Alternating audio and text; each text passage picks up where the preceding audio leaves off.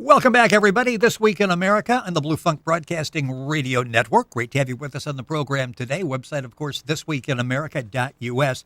E K Prescott, our guest on the program. She's been an educator for over 30 years. She's been a teacher, principal, national consultant, speaker, researcher, and professor, as well as a new author of a historical fiction mystery series, The Ivy League Chronicles. The first book in the series is entitled Nine Squares. She's won many awards for her writing as well as her leadership, and she's with us to talk about the Ivy League Chronicles on This Week in America. E K Prescott. E K, welcome to the program. Great to have you with us. Same here, Rick. I'm looking forward to our time together and our discussion. Well, there's so many interesting things to talk about there, and let's go back and just talk in general terms about historical fiction. That sort of seems to be the it genre right now, doesn't it? We see, the movies with Gatsby, of course. We see television. We're sort of fascinated by that time, it seems. Yes, this is the time to look at history and also to include with your ideas. There's a new show coming up next year from a book called Outlander. It's like in the 1500s in Scotland. Ben Affleck is making a new movie from a book called Live by Night, and that's on the 1927 with running and bootlegging in the South. And so the genre isn't stopping. People are very fascinated with historical fiction. The key is understanding what a historical fiction is, and that details are accurate. And it's in the details that people are very interested in how people live. Well, your book is The Ivy League Chronicles, Nine Squares, the first in the series. E K Prescott, our guest on the program. The website is ivyleaguechronicles.com. The book's available at Amazon and other places around the country. You go to our website, thisweekinamerica.us, and link on as well. It's a fictional story, but embedded with historical facts, genealogies, events that were real in the 1920s. And let's go back and talk about that, because you alluded to that. First of all, what is it about that era back in the 1920s that fascinated you? And do you see yourself as maybe living back in that era? Oh, I'm telling you, if I could have been a flapper, it's in me. I can see the torso moving. When I talk to people how to find the historical context they want to write about, I give them my experience. I tell them to make a list of what they like. I liked Egyptian during Cleopatra time. I liked the Renaissance with the knights and all that. But I love 1920s. And to really make history come alive, I believe the writer needs to love it. You have to immerse it. You got to feel it. And when you feel it, it comes out in your writing. So, yes, I love the 1920s. And the more I read, the more I couldn't stop reading. And I had so much information, I couldn't use it all in the first book. But it will appear, because there's going to be at least 6 books. So, as I tell also my students, the best part is in the details. And so you keep researching and researching and researching. It's interesting you mentioned that you really live it. You actually do. When you're out doing public appearances and doing the book signing tour and that type of thing, I understand you actually dressed up in era of the 1920s, so you're actually feeling the part.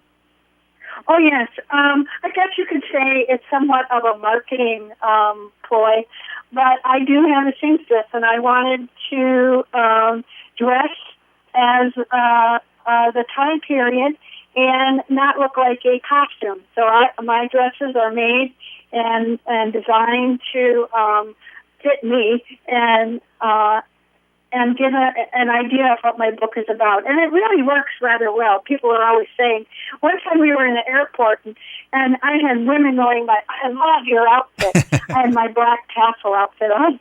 And, I love your outfit.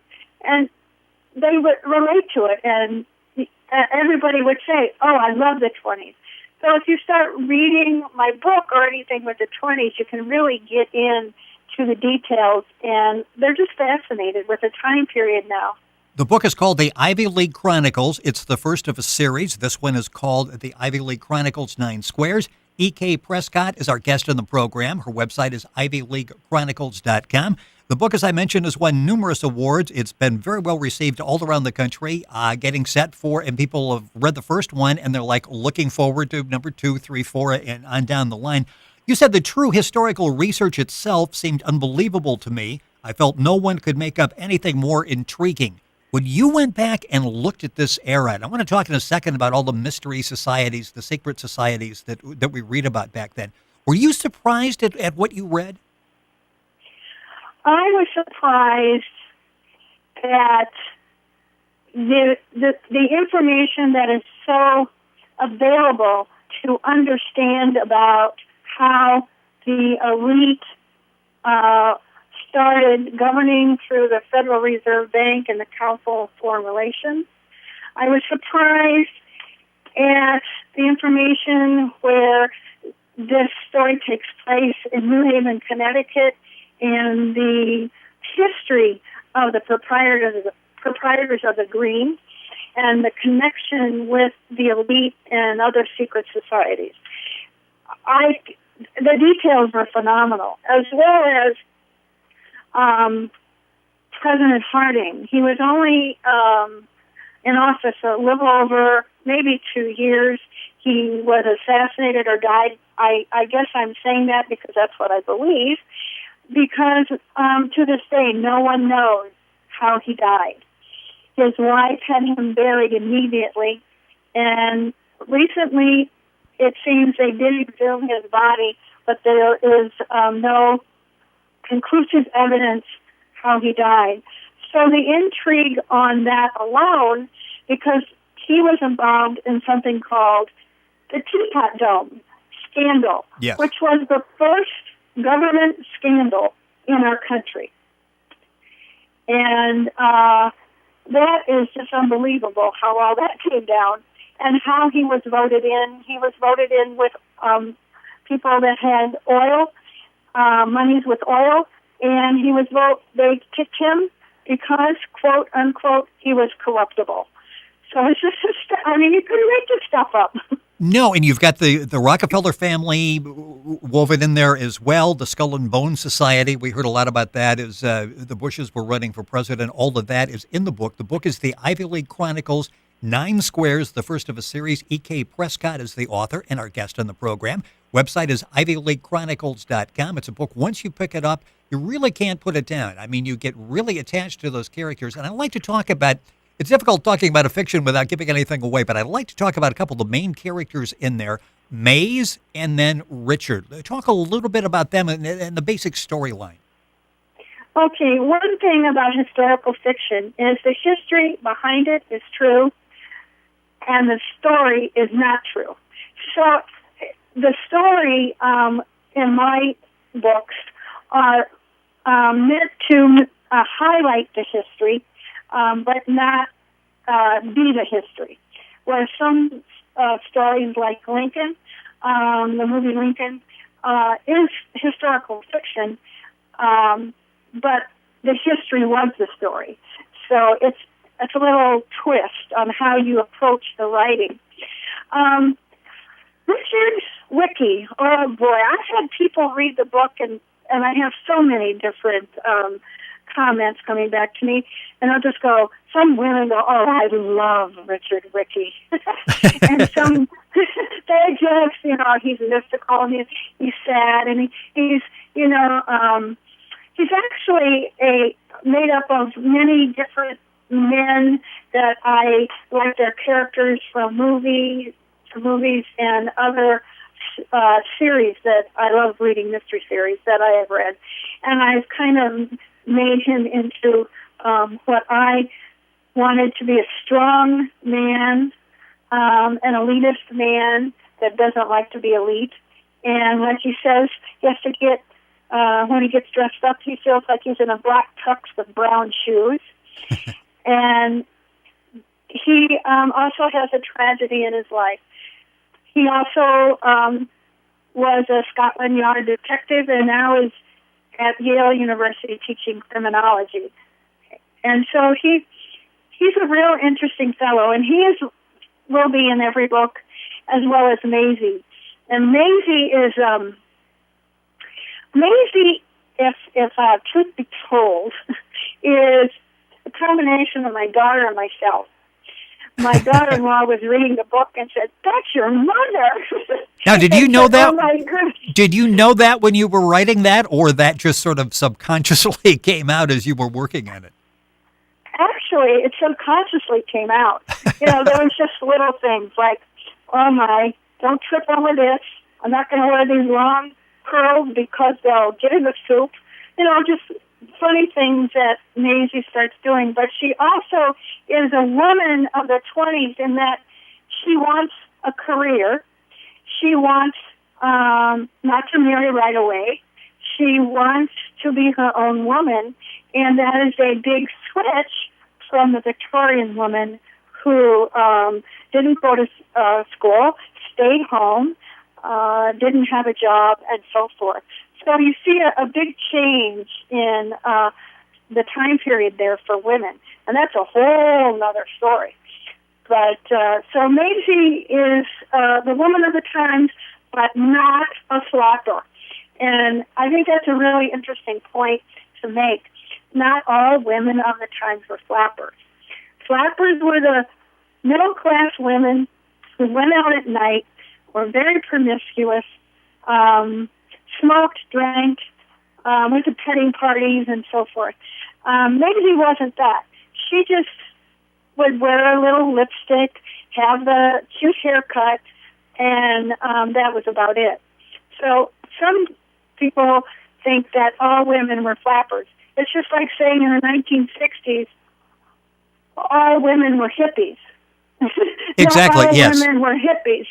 We like to generalize, and you can't do that. The book is the Ivy League Chronicles. The first one, 9 squares. We'll talk about the other issues coming up that she's working on. The Ivy League Chronicles, 9 squares. E K Prescott, our guest on the program. The website is ivyleaguechronicles.com. And I've had people say, what category would you put the book in? I'm interested in history, but I like this. I would say, if you enjoy history, fiction, mysteries, if you like a series, basically all of those, you're going to find something in here that's going to hold your interest. Yes. And because I wrote something that I like. I love history, I love mysteries, and I love series where characters go from one book to the next, and you're sad when the series is over. And so that's what I wrote. Got a couple minutes left in the program, going by way too quickly. This research is interesting because I understand when you actually started writing the book, you were still doing research. Research didn't just end at 5 o'clock on a Friday and then you start working the book. You were still digging for new information as you were writing, and I'm sure you're still doing it now as you're working on the other books. Yes, and a good example is I had Professor Wicke and Jonathan Judson, Maisie's father, go and meet at a restaurant. Okay, I'll do that. But then as I was writing, I realized there was no air conditioning. So what did you do in a restaurant? How did it look? How did it feel? And then I realized it was Prohibition. You couldn't order a drink. So what did you do? And so I had to go back and I looked up how buildings were built to stay cool. When air conditioning came in, actually it started in theaters. That's where it first started. And then I had to look up what kind of drinks you would serve. And they were usually named after stars, like the French 75 and others. They had names to them, but they had liquor in them. So it was really interesting. And another interesting note in that is it wasn't illegal to drink liquor. It was illegal to sell it. It's interesting. I didn't realize the distinction. Yeah, and that's a big distinction because you can make bathtub gin in your bathtub, but you just couldn't sell it. It's sort of like reading a really good historical book that's got real interesting characters in it, isn't it? As you're writing that had to be fun as you're shaping everybody. Oh, yes, because, you just couldn't write how you would think today. You had to write in dialogue what was going on. there's a really good scene that I don't want to give away about Maisie that I really enjoy, and she dressed up as a flapper. But, okay, flapper language. What is flapper language? So you look up flapper language, and you start using that in your book. So you, through narration and the narrative parts, through language and through the plot, you must always keep the history alive. And that's what readers and viewers love, is to be able to be immersed in the time period, like feel like you're there. About a minute left in the program. I keep mentioning that you've got more coming, and I know people that have read the Ivy League Chronicles 9 Squares are waiting for the rest that are coming. Where do you stand? What's the timeline you're working on for your second book? The second book should be about a year. I found out that it takes almost 9 months to get anything published after it's written. And it has to do with a connection with Harvard and Yale. And it has to do with a death, obviously, on bootlegging. And actually it starts with, the prologue starts with Joe Kennedy and Al Capone. So it's interesting. Ooh, you have my attention already here. But I'm going to have to wait for it. Maybe I'll talk you into an outline before you get it to print. We could work on that for the next program. The book is the Ivy League Chronicles 9 Squares, the first of this series. E K Prescott has been our guest on This Week in America. Her website is ivyleaguechronicles.com. Information there on the book. The book, of course, available all across the country. You go to amazon.com. You can also go to our website, thisweekinamerica.us, log on and link up and get all the information on EK. It's a fascinating story, a fictional historical mystery set in 1923 in New Haven, Connecticut. It's an excellent book. EK, thank you for joining us on the program. We look forward to having you back, and continue success with this, and we're looking forward to book number 2.